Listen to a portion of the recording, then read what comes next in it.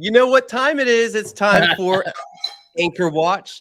Guys, welcome to our late night Below Deck chat where Josh and I take over Up and Adam's channel to recap Below Deck Sailing. We are on season 4.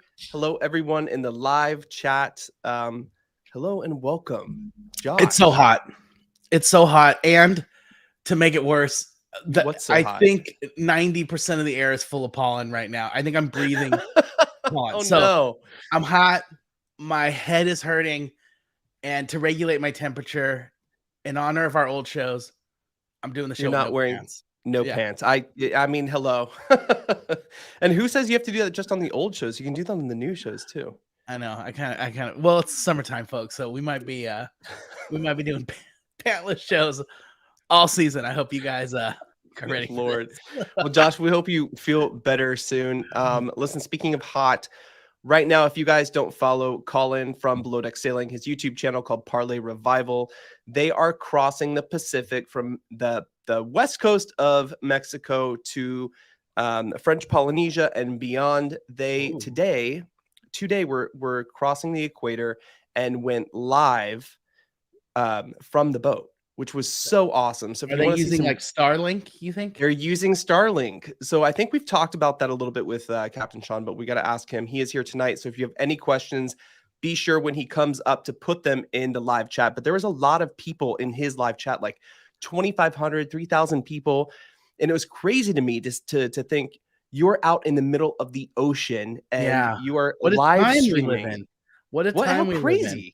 It's crazy. But I remember being at the boat show with Captain Sean in Fort Lauderdale and talking about, some of the tech that the marine, the marine industry has and how expensive it is to have internet on these boats. I mean, we watch Below Deck and we see them WhatsApping and FaceTiming and it can I guess rack up a bill. But now that you have Starlink and stuff like that, it's a lot easier for them to.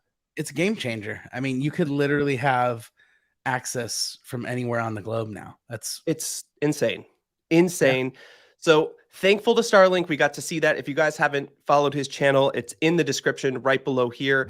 Colin's channel, Parlay Revival, which of course started from him getting a hurricane-ridden catamaran, rebuilding it, and now, of course, they're sailing it all over the world. Lots of great sailing channels.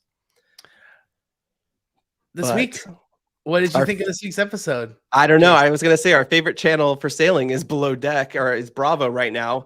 I thought it was very interesting. And I want to ask the live chat what you would rate this episode, because we are watching the leaders crumble. I have to agree with Chase. There was a moment where Chase and Alex were sitting on deck and having a beer and being like, I am so glad I am not an HOD, a head of department, because they are just, spiraling. But what did you think? What would you give this episode? So I guess I'm going to give it high 7, 8-ish. Okay. Because again, I'm trying to reserve those 9s and 10s. I don't want to overshoot it, but as far as all the stuff that I might have complained about in the past, but then realized is good television. The fighting and the there's so much drama going on. Surprisingly, from our core group, who's the tightest or who's always been the tightest, it's almost like we have two casts going on. We've got our tried and true Colin, Gary, Daisy, and Glenn, and then we've got the new cast members. And the people who are arguing and all bickering right now is Colin, Gary, Daisy, and Glenn. Though, I was thinking about this, and I mean, it's like you and I, Jason. When you feel close enough to where you're family, and the other person's gonna put up with your crap, and they're gonna be there tomorrow, kind of thing. Sometimes we snap at those that we love because we know they'll stick around, and I kind of feel like maybe they feel comfortable with each other enough to, right? I mean, don't you argue with family more than you ever would a lot of your friends and stuff? 100%, 100 absolutely. And we've watched this dynamic, and we always comment about the dynamic between Daisy and Gary. Of course, I don't want to keep talking about how they have a brother sister dynamic. So it's really awkward watching them when they are doing the lovey-dovey flirty shit. It's this is gross. You know, like we see you as family. It's so crazy. And I'll say this, Jason, like we've been teased that Colin and Daisy are going to hook up. And I know now, see, again, I love our chat because I learn a lot from you guys. I forget stuff. And a lot of people pointed out that I guess there's kind of been a little bit of an attraction throughout the seasons. Maybe I'm just so clueless. I didn't see it. But a lot of I people didn't see said, it. okay, a lot of people in the chat were saying, "Are you guys crazy? They've been kind of flirting before, but he was always with someone, so he couldn't act on it and stuff." So, but I have to say, just like her and Gary kind of make me go, ugh. When I saw them flirting, I was kind of like, "Oh, you guys are It's the same thing. brother It's and because, sister." like we talked about too, like this below deck sailing is like kind of so successful because we have that core group of people who keep coming back, who are so close, so tight knit, and then it's like, don't ruin it with these love triangles that we get from the revolving door cast. You know what I mean? But speaking of revolving door cast, I do have to say I want to talk about how Daisy had a little bit of a breakdown this episode, a lot of stress, and a lot of people on Twitter and stuff were saying because she's actually mad at Gary for flirting and hooking up or making out with Mads, and that's where her frustration is coming from. But to me, she seems a bit overwhelmed to the point where we haven't seen her like this before in prior seasons. I mean, at least I don't remember seeing her overwhelmed. She usually has her shit together, you know? Yeah, before I kind of talk about this, Jason, did we throw up some of the ratings? I couldn't see. Did you throw up some of the numbers that people I were saying? did. There was a A lot of lot of sevens, 7-8s, a lot of sevens, a lot of 8s. Yep. And a 4. I know Jen going hard Jen, with man, 4. yeah. But yeah, lots of 8s, 7. If I had to rate it, I might give it a 7 as well. Only because, you know, with Daisy having her kind of moment, her breakdown, there are little things that we've talked about before that this is why we enjoy watching a show about yachting is you're there for the extravagance, the opulence, and no detail should be missed, especially when it comes to the interior crew. And I really feel like a lot of details have been just going by Daisy a little bit. She had that first charter where she had the girls, they weren't sailing or anything. That was your time to teach them to go above and beyond. And I feel like we're not getting that above and beyond experience really from anyone. I don't know how you feel about that, but let me give you an example. Yeah. You had the beach setup. Yes. Which Daisy never wants to send a stew. But did you see the beach setup? Like, I mean, listen, maybe they're low on supplies or whatever, but it was do better. You know, you can make that look a little better, and you have 2 hours to make it. You know, Fraser would never, Kate Chastain would never. You know, it wouldn't happen, and it just looks like, you know. And then even when they were having the problem with the chicken wings, where do we put the bones? The solution wasn't met, and it just seemed a little. It seems a little lazy. Yeah, well, and the thing is, I don't know if I'd call it lazy because they're working. It's just, it's almost like What part of this picture do you see work? Almost ignorance, or like, or some people like, look, Jason, you and I have a flair for the artistic, right? So we look at that and we go, ugh. Now we don't even have, you and I have never worked on, we don't set up beach parties, but we both look at that and we cringe, right? And because aesthetically it's not pleasing. Some people just don't have that skill set. And so, there's this whole hierarchy of like, incompetent competence, competent competence. Anyways, there's this whole thing, but these two are incompetently, anyways, they don't know what they don't know. There's I'm not going to go into just, there's a whole thing, and I can't think of it right now. My head's exploding, but they don't know. I mean, they obviously don't know what they don't know. Yeah, like, they don't know what they don't know. And so, unfortunately, they just don't have that skill set. And yeah, I mean, technically they did the right thing, right? They set up the chairs. They put. I mean, I get. I but mean, even if there's just a better way, I get this. Yeah. If this is all they have, okay. But even then, I still think this could have been arranged a little nicer. 100%. We're gonna ask Captain Sean about this when he comes on because he's an expert beach setup guy. You know what we should do? We should give Sean challenges. Like, Sean, 2 TV trays, 4 chairs, and an umbrella. Give us a layout. and some chicken wings or And buffalo wings or whatever the hell they wanted. Someone did ask, why are they serving chicken wings on a yacht? So you guys, that was a request from the guest, just FYI. That So was a request. You're so right. Okay, I would just want to read some of the live chat because you guys are really a good group tonight. 120 in the room, and as Penny said, somewhere down here, thank you so much.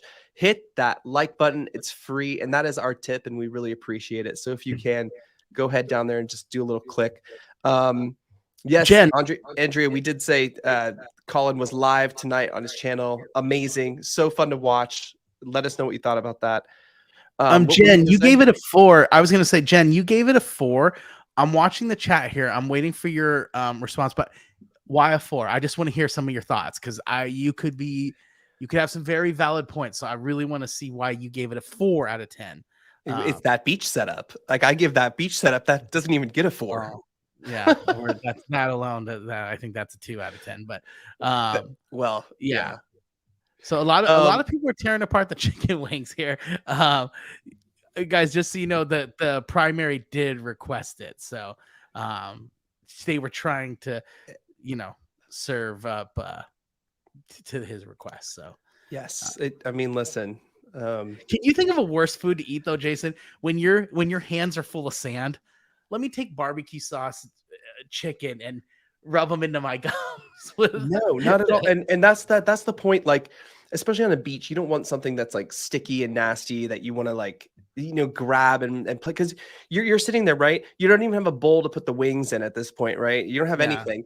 Now the thing is everyone was blaming someone else. Like Alex was like, I feel bad for Lucy because like, she doesn't have a bowl and she wasn't told to bring a bowl. But wouldn't you think you would pack just like 1 or 2 extra things just in case, like an extra cup or a few extra napkins? Why wouldn't you throw a few plates or bowls? It just, I don't know. It's just like missed the mark, man. Yeah. Well, it's kind of like my friends and I were talking about, like, we were just talking about having guests over. He was having his in-laws visit and they're throwing this party. And he was talking about the in-laws think I always buy too much food. But we were talking about the way we were raised. If you have just enough food, that's not enough. Like when you have guests, you're supposed to, at least the way I was raised, be generous. There should be more than enough. Everyone should feel they could take as much as they want and feel at home and not feel like, oh, there's 2 slices of pizza left. I won't take the last one. So yeah. No, there should be 2 pizzas waiting there for extra. You know what I mean? Like, and so that's just it with this stuff too. It's like, yeah, don't have just enough stuff to serve. Have extra bowls, like you said, have extra plates, have extra, because you never know. Oh, actually, can I not have this food touch this one? I want to have them separate. Sure, here's an extra bowl or whatever. You never know what people are going to do, but carry a spittoon for crying out loud. I also thought, I mean, listen, what they really needed was extra food after it fell all over the sand because of the primary sun falling over. But at the same time, like moving the vegetables to the side, wasn't there a vegetarian? Like, yeah, their solution was, on the produce plate, use the back half from chicken bones. I'm like, that's weird. At a certain point, I would have said, you know what? They're from nature. To nature they shall return. Chuck them in the bush over there. we'll yeah, I mean, I guess. Listen, so another one running into problems. So we're talking about like heads of departments running into problems. And before we get to Gary, I want to talk about Elisha, who is delivering, right? Like we see her deliver. Her food looks amazing. She's running into some issues. She got a cut finger. She had a lot of, was it monkfish or something? She had to like tear apart. Like she just wanted a fillet and she got this whole fish and she always, whatever. There is an issue with timing. We did have Gary and Captain Glenn requested for dinner, which I think Daisy thought it would be funny last episode to be like, well, Gary's busy, he can't today. But now Gary is sitting with Captain Glenn having this dinner that he was supposed to have the night before. So now there's a lot more to do. But we're on that timing issue again with the chef. Like this is like 1, 2, 3, 4 chefs having timing issues on this boat. What do you think the problem is? Do you think they're competing with themselves? They really want to make their food exquisite and amazing, but some people just don't want to wait 40 minutes between courses. Yeah. Well, what's that? The triangle. You could have it cheap. You could have it fast. You can have it quality. You can only have 2 of the 3. You can never have all 3 pieces Yeah. of the triangle. And so it's like, Absolutely. fine, if you want quality and you want, well, cheap doesn't work. It doesn't work in this case because it's more It fast. doesn't. But It you know what doesn't. I'm saying? It's they are timing has become an issue on the past few. Now we have seen that the first few charters is where the timing issues are. They correct themselves and they get better. Part of it might be them learning the kitchen and what they have to work with and where things are. Because Yeah. a real chef who works in the same kitchen all the time knows where everything is. It becomes like a dance, and so they know exactly where everything is. They don't even need to look. They can just reach and they know where it is. This, you figure half of it, she's learning where everything is and how she's going to use the space. And she has, as we saw, super high standards. I mean, she really does make art for food. And where is the balance? You know what I mean? That's like, where is these guests, they think they want this sometimes. And we saw this on Below Deck Down Under, maybe too much one way. We had Chef Ryan who's like, I'm telling them when they're eating, what they're eating, and that's it, which in some cases might work. But the guests, they think they want this exquisite thing. They think they want this, but then they end up waiting and hating waiting for it. God, that didn't sound right. But yeah. Maybe going forward, every other course, if she does a multi-course meal, like every other one should be. And now you'll be having a bowl of Kellogg's cornflakes with almonds and milk, just to buy herself time to get the next course ready. So yeah, I'm gonna suggest that maybe she does bowls of cereal, bars, and if she wants to go over the top, you can warm up some oatmeal, add some fruit.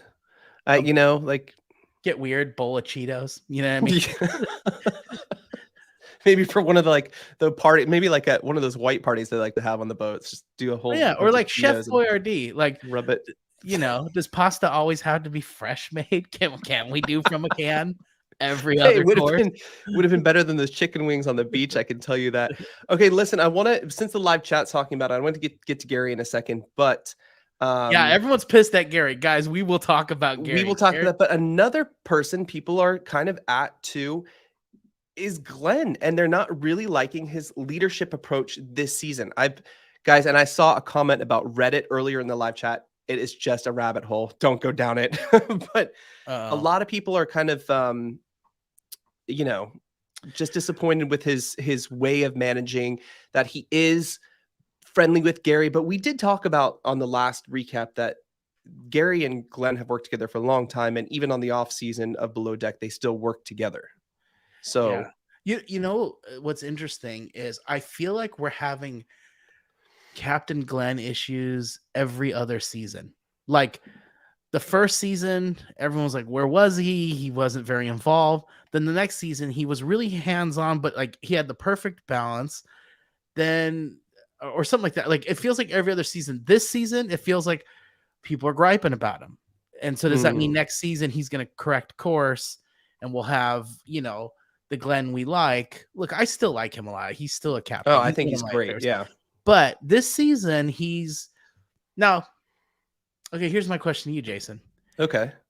Is he being tough to work with? Is he being difficult? Or is he kind of doing what I thought Captain Sandy did last episode, was a little bit of tough love and like, hey, get over it, do your job.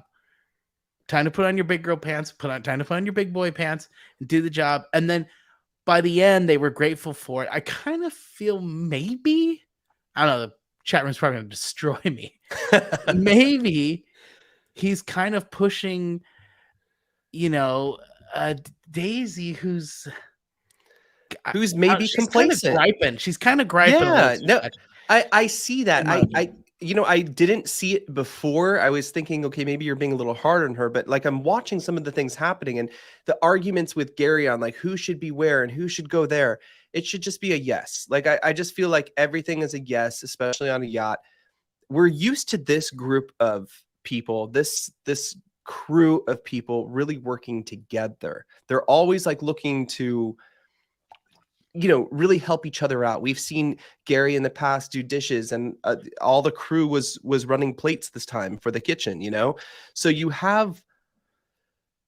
they have the ability and they do work well together. But then, like, when Daisy's stressed, like in this episode, and Gary's like, "Hey, do you need help?" She wants to be the martyr. She wants to be like, "No, no, no, I got it." Like, let someone make a smoothie, like, ask for help. It's okay. And I feel like maybe Glenn has seen that, like, up until now in the first few charters, and is like trying to nip that in the butt. That's just a thought. I'm not sure. Because it doesn't seem like it's all together. And two things could be correct at once, folks, because I definitely want to gripe about Gary in a little bit. So I'm not saying she's out of her mind and Gary's all No. right. Oh my God, no way. But No way. before we leave this whole Daisy issue, you know how too, like when you're in a bad mood, you can just send yourself down a misery spiral, and you're just spiraling and spiraling. So it's like I feel like, she was having a tough time. I get it. But then it's like she's staying kind of in that miserable mindset. And some people actually like to stay kind of depressed or miserable, like that whole misery loves company thing. And it's like, so I feel like she's like in that headspace. And then anything that comes along, her reaction is oh. And I'm like, calm down. You know what I mean? Because at a certain point too, it's like, yeah, it'd be nice if the exterior crew helped you, but also this is your job. So at the end of the day, it's got to get done, and it's got to be done by your team. So zip it, quit complaining, get it done. And you might find the guys might be a little more proactive in helping you or willing to help you if you had a better attitude. Maybe. And this goes for Gary as well, right? I mean, the way he just kind of harps on her, as like we said, it goes both ways. Yes. The way he harps on her and like, well, you don't it looks, and it does, and I have to agree with Gary too, it looks more professional when you have a stew, even if it's just to pour some wine. I think we talked about this last week, or some beer into a glass. It's kind of good that it's not the guy who's taking people out for snorkeling that has to watch them in the water. It looks better to have someone who's just kind of there to fill your glass, But same thing, they have a lot to do. The interior has a lot to do too. It's like you said, it goes both ways. It goes both ways. Yeah. And so folks, if you disagree with me about Daisy, that's totally cool. But I kind of think she's overdoing it a little. And I think, and again, I wouldn't be on her case as much if I hadn't seen her kick ass 3 other seasons. You know what I mean? So like that's so what I was thinking. And that's the thing. It's like, I know there's a better Daisy, and I know there's a better attitude Daisy. I want that Daisy. It's just like when you and I were harping on Fraser early on with his performance, we were griping, but it's only because we're like, we know there's a better Fraser in there. So it's the same kind of thing. It's when we expect more and we know there's more out of them, then you and I, we're not. I mean, listen, forgiving. There's one thing that Gary and Daisy both have, and even the primary said it about Gary. He does have charisma. He's a mess usually, he can turn it on and do his job when he needs to, like how quickly he went and got the first aid kit when the guy got knocked in the head by the board. He knows what to do on that boat. Yay, rah, rah. But he does have that, and so does Daisy. Daisy has that just like genuine, like kind of charisma. But I want to move on to Gary, who is kind of guilty of just, he seems a little relaxed this season. Like, I got this, like, don't worry. It's like, whatever. Like when he was giving instructions to Chase about what time to be on deck, Chase didn't wake up till 3:30 because, as they showed, Gary said 3:30. He was supposed to be there at 2:30. Gary doesn't remember because he has his brain warped in boobs at this point. Well, Gary too might be he's been one of the standout people on a television show that gets really good ratings on a big network for 4 seasons now. There might be a little I'm the cock of the walk kind of attitude going on. And so he kind of needs to be humbled a little, especially with the whole, he got to join the crew 2 days later or whatever, 3 days later. And everyone was like, oh, we needed you. Where have you been? And Captain Glenn's like, I could barely survive without you. And so it's kind of went to his head, and he's being this is who you couldn't survive without, just FYI this season. Calm There'd your be man no crush boat. down. No, I think with Gary too, it's like I think a really good example was when the whole crew was waiting to put on the award show or the award show thing for the primary and his guests, and they were all waiting for Gary, and Gary decided he was going to go take a cigarette break all by After himself he and make sat everyone down wait. for After he dinner. just sat and had dinner. So that's one of those where it's like, dude, now you're just being clueless. You're being self-absorbed. Like, where's the team player? And yeah, he's definitely being disappointing this season. He needs to be deflated a little, his ego. I thought that was kind of a cocky move and kind of a really rude move. It's like, okay, he knows, right? But I'm gonna go sneak for a cigarette. But I mean, and the thing is we haven't really seen any kind of situation between Gary and Colin ever. But even Colin was quick to call him out. It's like, dude, that was kind of an asshole move. We all want to go to sleep, you know? Yeah. But Lord have mercy. Okay. I think Linda's saying that Gary was smelly. Sometimes people look smelly. Have you ever seen someone who just looks smelly? Oh yeah. Yeah. Gary looks like he might be a guy who might not smell great. He's a musky man. He looks he's that scent of a pirate, a certain je ne sais quoi, if you will. Yeah. You know what? Speaking of musky, why don't we go to Captain Sean? Let's bring Captain. Sean. I want to get to one thing really He's quick. gonna love that intro. Oh my god. Okay, let's bring Sean up. But before we do, guys, let us know in the live chat, in the comments below, where we are with Gary and Daisy, how we're feeling about them, especially, I mean, it's unfortunate that Lucy burned that dress earlier too. It's like another thing to go on top of this crazy. We'll talk about that. We'll end on that one. But and guys, ask your questions now for Captain Sean. If you asked it earlier, it got buried. There's a lot of comments tonight. You guys are going wild. So re-ask it so we could see it. And we have some questions for Captain Sean too. So let's play the thingy.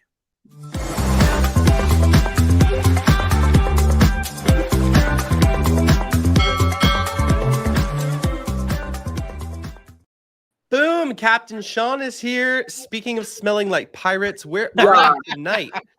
Yeah, are you on the ocean right now? Where are you? No, I am about as far from the ocean as I can get. I am in beautiful Palm Springs, California. The gay capital of the desert. Gay capital of the desert. I know, really. I tend to go to a lot of gay capitals. I don't know what's happening. It's the artistic life, Sean. Yeah. Anyway, if you ever need to make a phone call, I'm always here. I know. I'm glad I got you first. Jason can work as interpreter. You can hold the phone up, and he can. Hey guys, if you're not following Captain Sean on Instagram, he's taking you on his adventure with him. So you definitely need to check it out. A lot of fun. Yeah. A lot of fun. Lots of fun knowledge in Palm Springs. His big gay adventure. But actually, and then very butch too, because you were at the museum. I was at the aircraft museum, which was really cool. They got to see a stealth fighter, and there's a lot of really, really cool planes there. I was disappointed. They had an X-wing there. I was disappointed with that, though. And like a Star Wars X-wing. Yeah, like a Star Wars, but they really dropped the ball. Oh man! Much like the crew on that beach setup. That is my first question. Okay, yeah, what do you think of that, Sean? Do you think that there's more than these folding chairs? And I do like little blow up things. First of all, like bring a rake. Yes. And then manicure. Like, no, we had like whole beach manicure stuff, like stuff we could even, like, if we had to, prune bushes or do whatever. But I mean, just even if that is all they had, they could have gotten creative with it just by doing like kind of cool kind of origami in the sand, or I don't know if whatever that the Japanese sand stuff is called, or they could have incorporated some stuff that was just even around. Like, you can just go walk around the beach and find cool stuff and just incorporate it. Sean, you just ruined the show for me, because now every time we see a beach layout, I'm going to be like, Why can't they just rake it? It would look so nice if they Oh just. my God. Seriously, no, Do you remember the 100%. one season though where they did, I don't know even which franchise it was, if it was Med or Sailing, where they like did like shells as a walkway and Oh yeah, like no, simple stuff, especially if you're sitting around for 2.5 hours, right? yeah, oh yeah, no. There's like no excuse. I mean, just it's like sometimes like little like simple stuff. Hey, Julie, good to see you too, and thank you very much. Yeah, no, there's simple stuff that you can do just to glam it up a bit. Food wise, I mean, if you are going to have a dish like chicken wings, you do want to have things that people can clean their hands and at least be at least Like a wipes mechanism or for the. little towels like they have at the beginning when you walk on the boat, you know? Yeah, and that's like that's also when that's really the chef and the chief stew communicating and making, like, the chef will be like, okay, this is the menu, and the chief stew is going to think, okay, how are we going to serve, not only serve that, but also take it away and clean it up and put everything that they need to do that and do it right. Absolutely.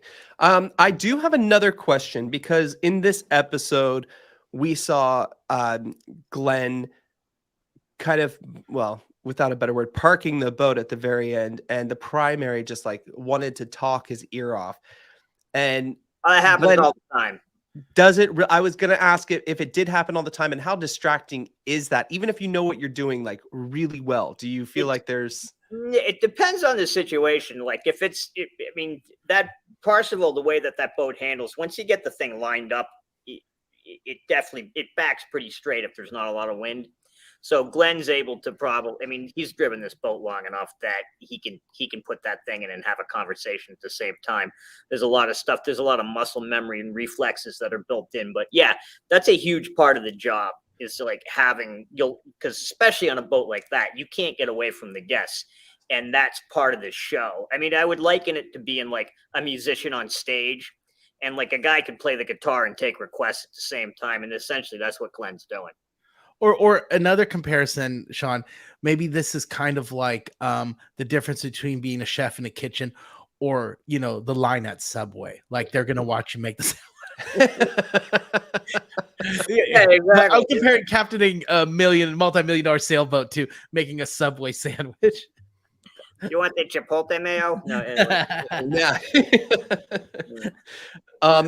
Sean, I wanted to ask you another question because Colin, who is on the show, he is the chief engineer on Parsifal, at least during the show. He has a really successful and amazing YouTube channel that since we recapped the show, Josh, we've always shouted it out and like, you know, talked about it because it's just so fun to watch. It's called Parlay Revival on YouTube. We saw them crossing the equator, which I guess is like something that sailors do, or is some kind of like, I don't know. Yeah, no, there's traditional, and it's King Neptune's thing, and there's like a whole kind of like, you get people like if you haven't crossed the equator on a boat, you're called a shellback, and then you get your you have to. There's a whole bunch of stuff that you can do. It mostly involves like gross food or whatever that they like make you wear like a dead fish around your neck, and it's a bunch of there's a bunch of stuff that people can do to make things go way over the top. And then you get a little certificate that says, you know, King Neptune has granted you passage across the equator. It's fun. Okay, what did you do, Sean? Wait, hold on. We're not going to let this go. Sean, what did you do? Were you wearing a fish, or what happened to you when you first did it?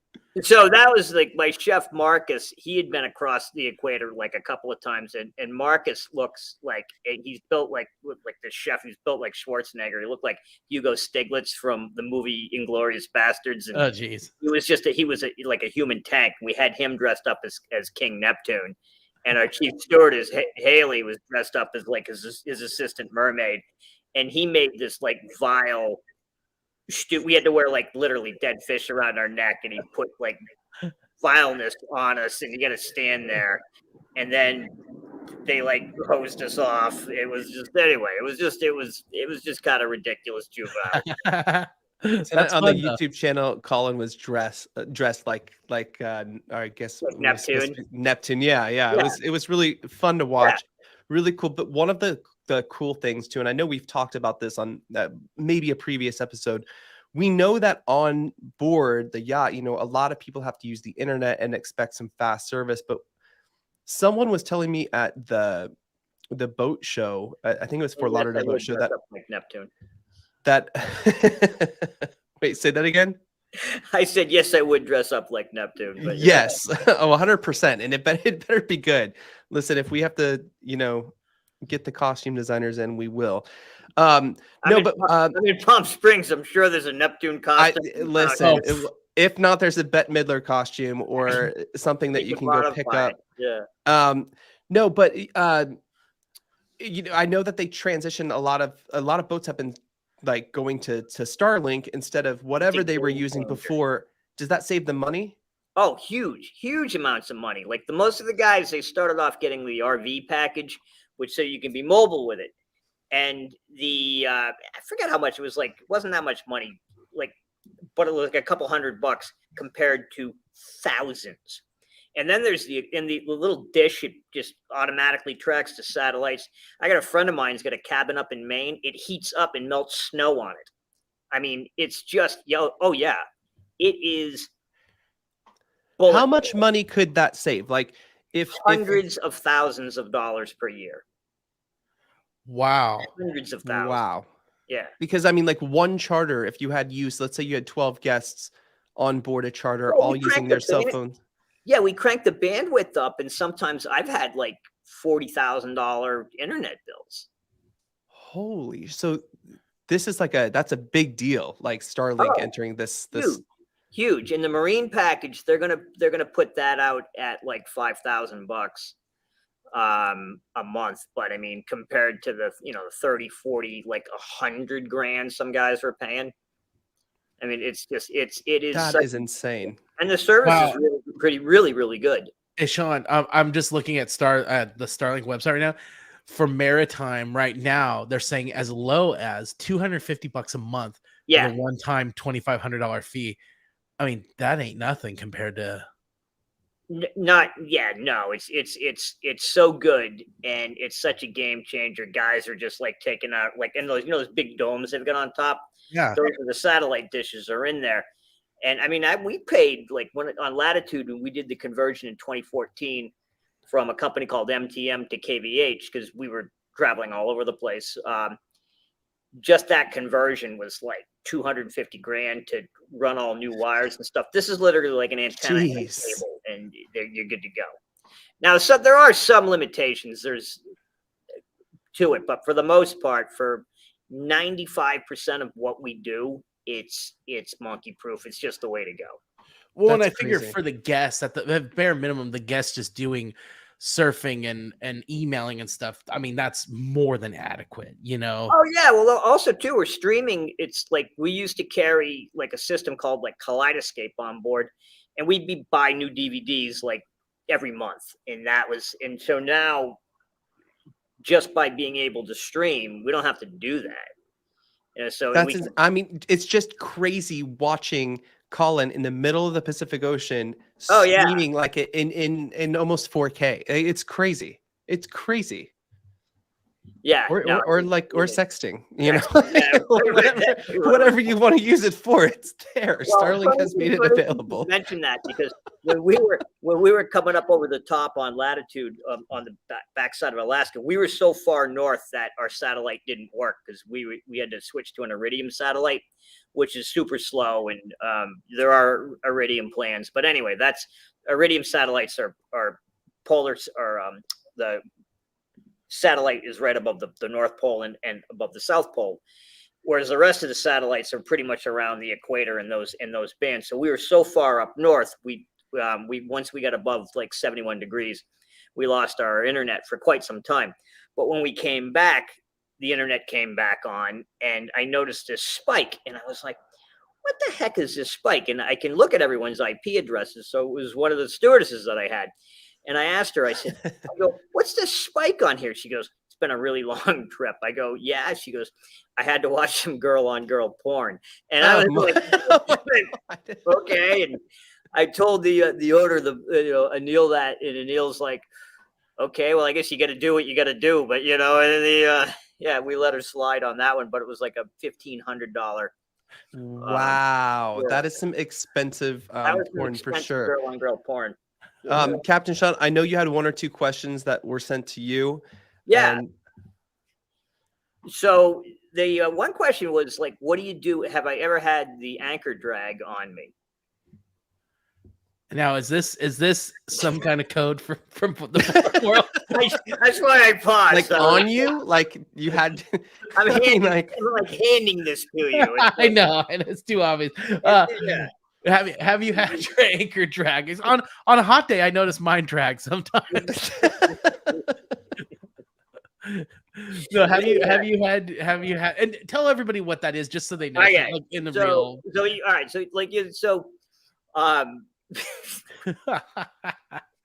when you put a skirt on the anchor. No, but anyway, no. So when we drop the anchor, you let out like chain. That's you get your anchor chain out there, and the ratio is usually like 7-to-1 is a good ratio. So if you're in 10 feet of water and you put out 70 feet of anchor chain, that's fairly good. I mean, like in the Bahamas, I dump like 200 feet of chain.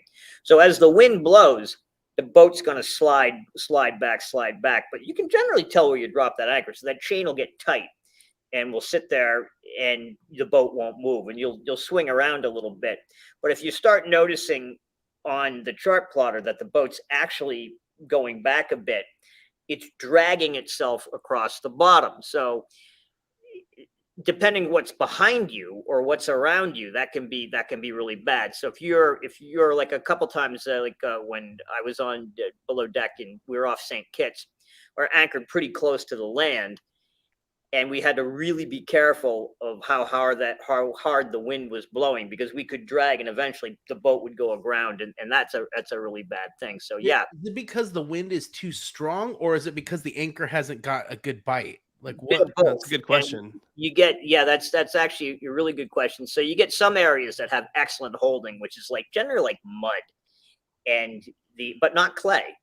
Because clay, actually what happens is that the anchor will drag across the bottom and it gets all the clay attaches to the anchor like a giant ball, and then literally you're just dragging a ball across the bottom. Yeah. Whereas mud, the anchor will sink in and then bite really hard, and then you're not going anywhere in that stuff.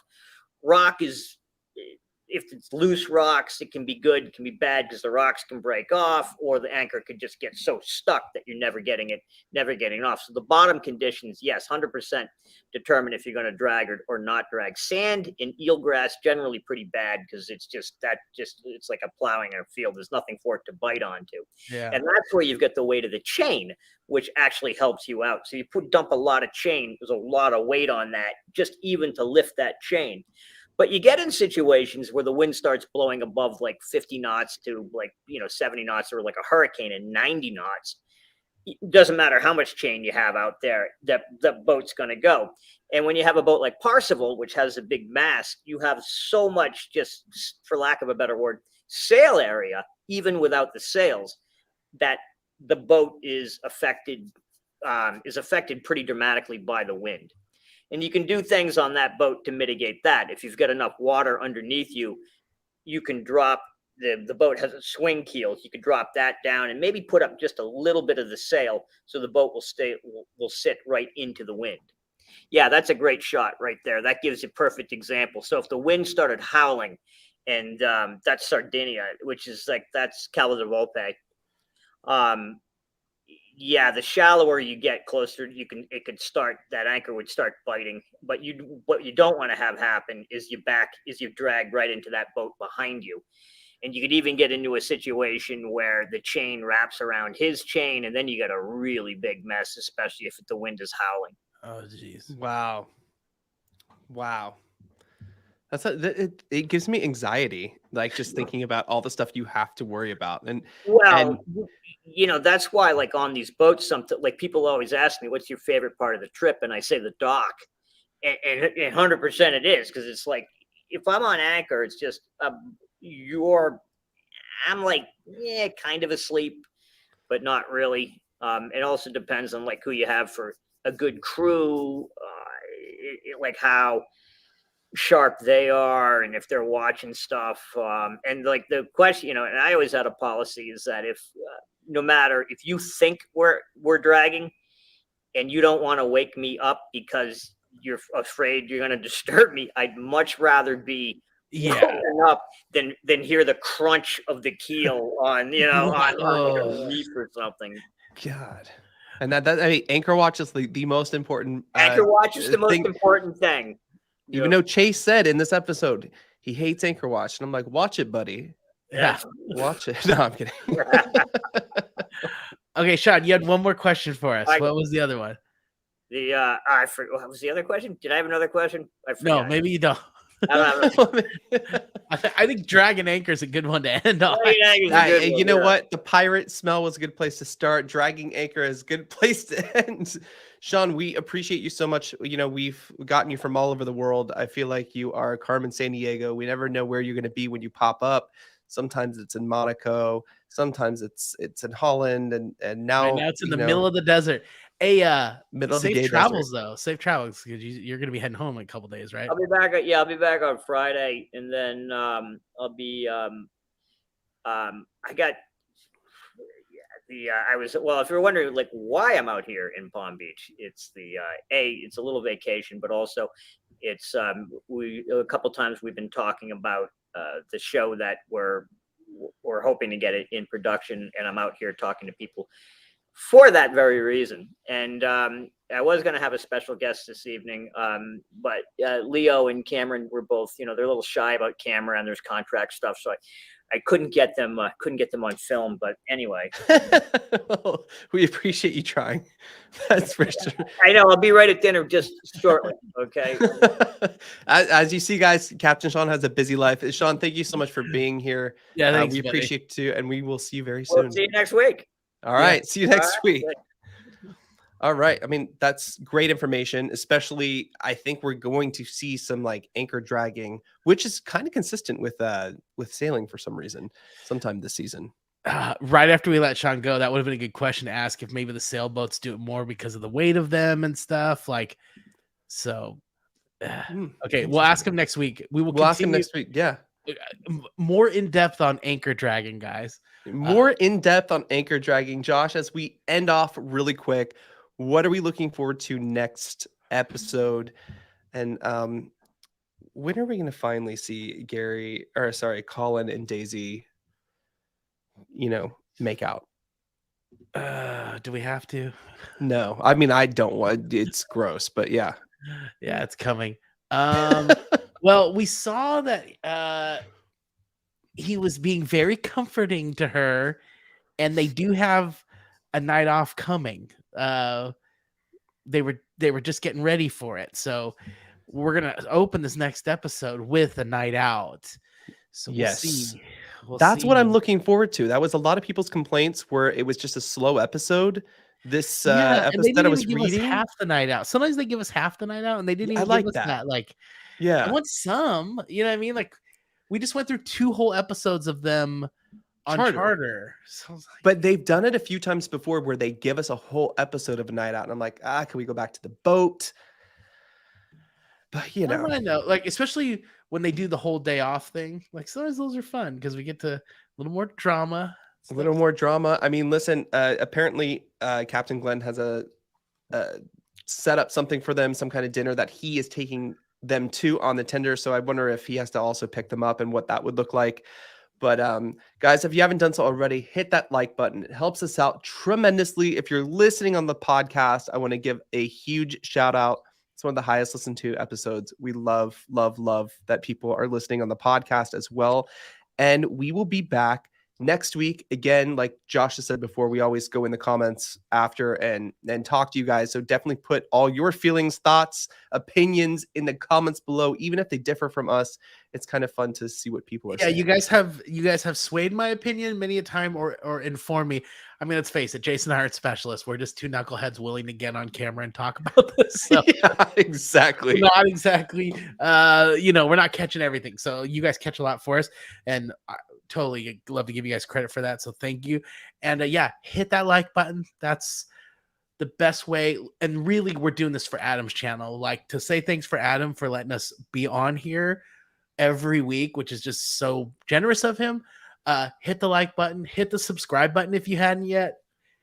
He's got a whole bunch of amazing. I've actually turned 3 coworkers, Jason, onto Adam to the point where, like, we work from home. It's getting a little dangerous. I'm like, hey guys, don't always be on Adam's channel. Like, now I'm getting, oh my God, it would be so cool to hang out with Jason and Adam and stuff. I'm like, okay, well, don't forget, you work with me, okay? You have me to hang out with. I want to hear a little bit more Josh is amazing kind of stuff. So You don't want to hear any more about Tom Sandoval and Ariana Maddox from Vanderpump Rules? no, I hear too much about Jason and Adam. So Oh, okay.